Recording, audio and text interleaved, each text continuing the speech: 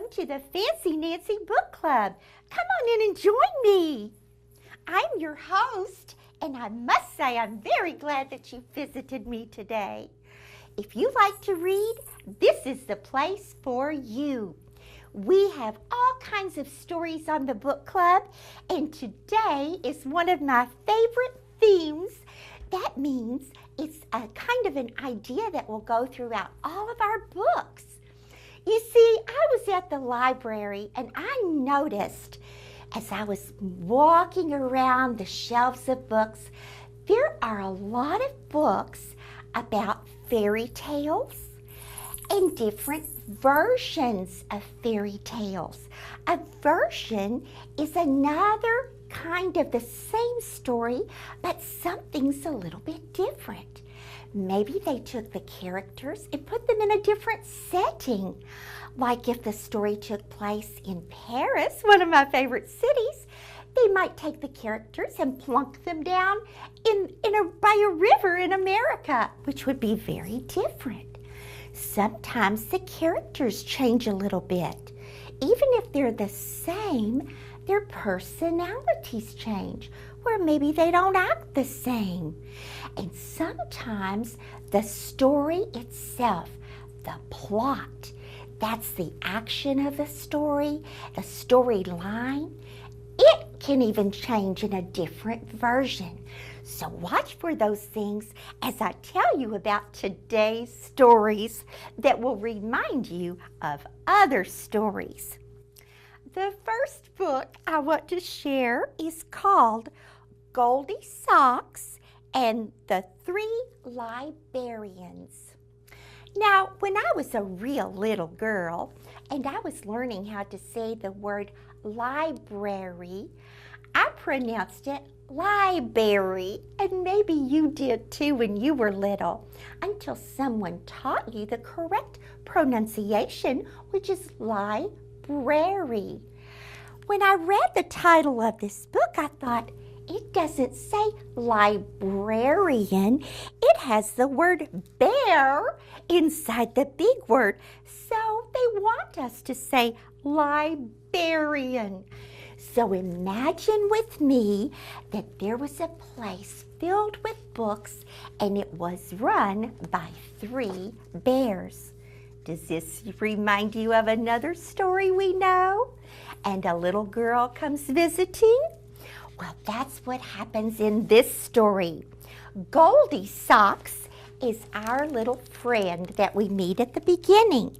And she's out in the woods walking and she finds this house that resembles a stack of books.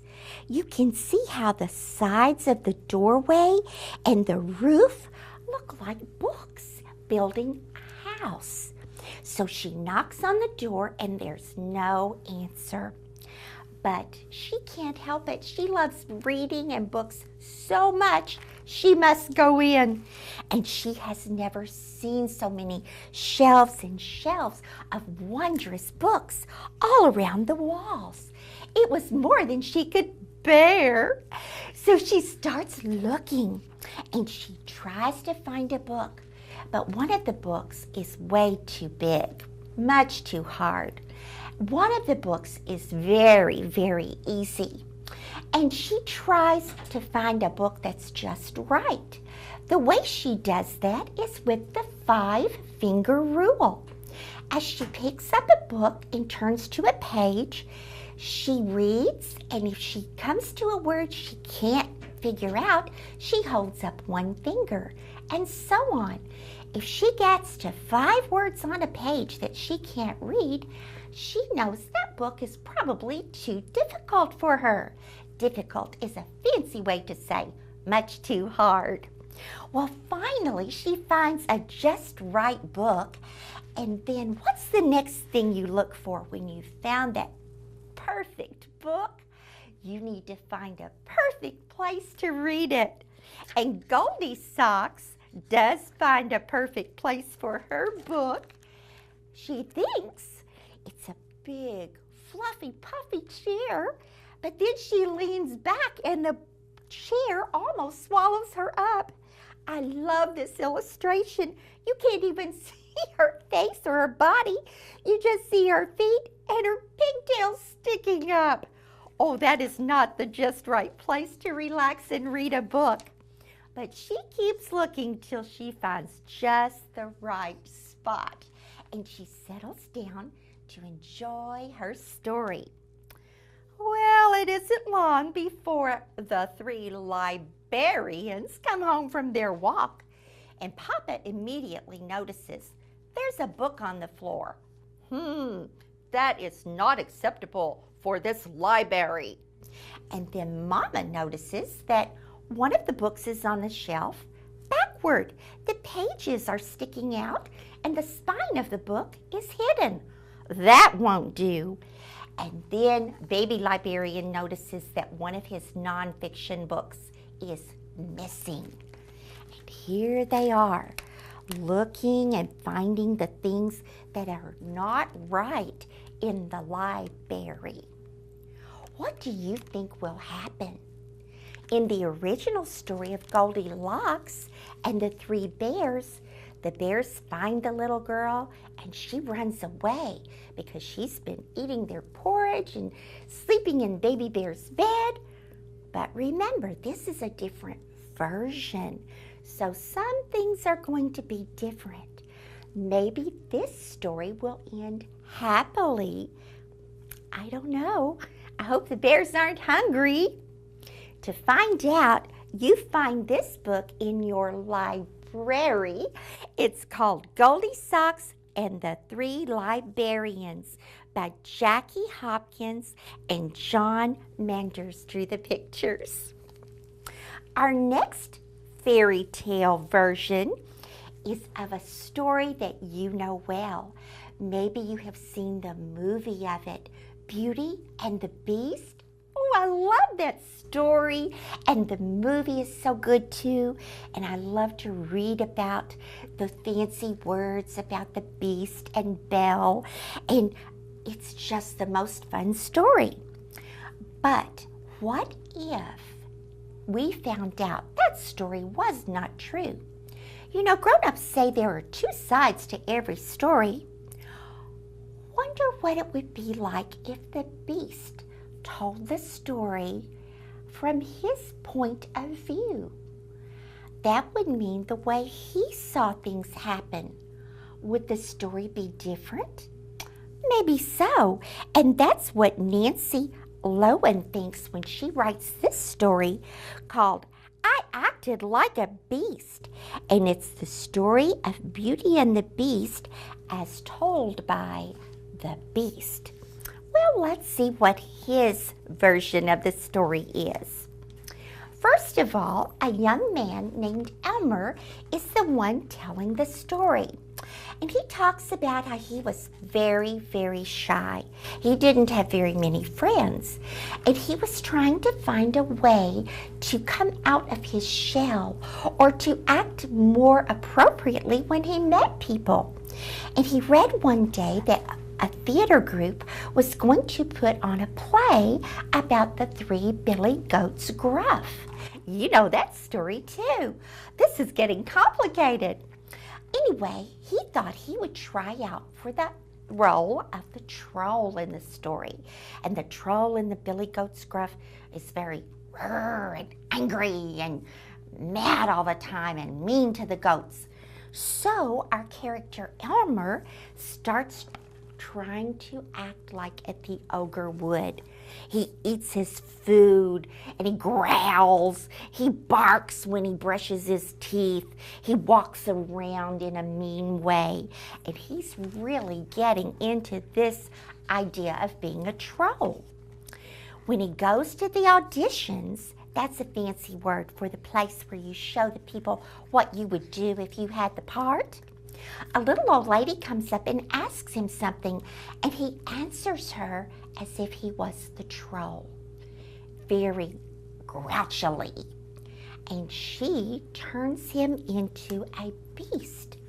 Now that's different than the original story, isn't it?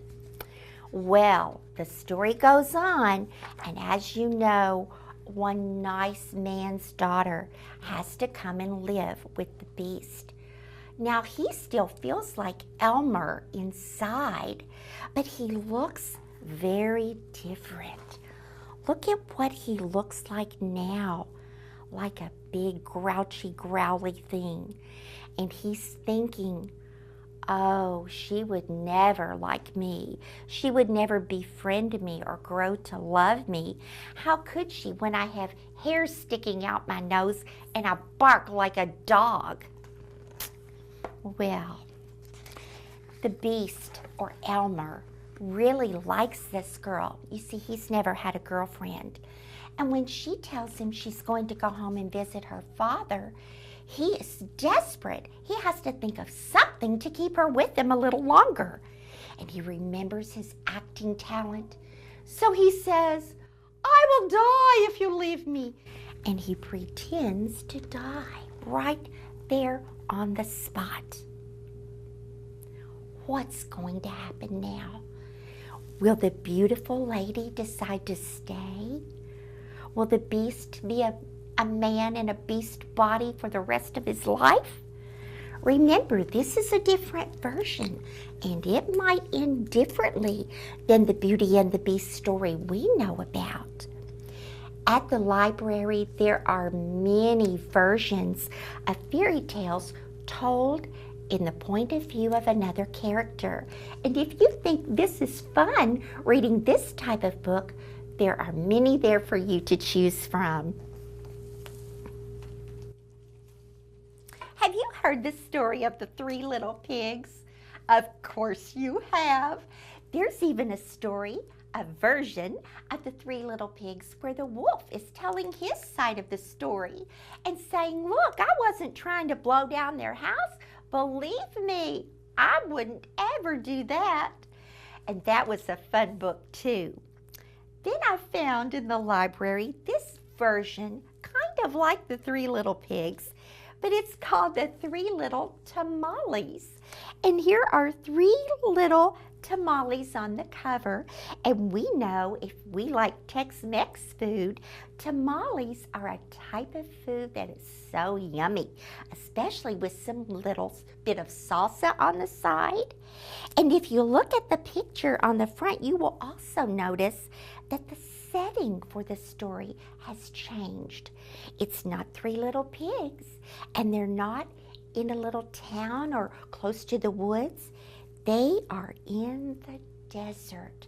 So many things in this version have changed. This is what we call a Texas version of the Three Little Pigs. Now, these three little tamales live in a restaurant, and they were made by one of the ladies who works in the restaurant. They are made out of corn shucks with yummy things inside.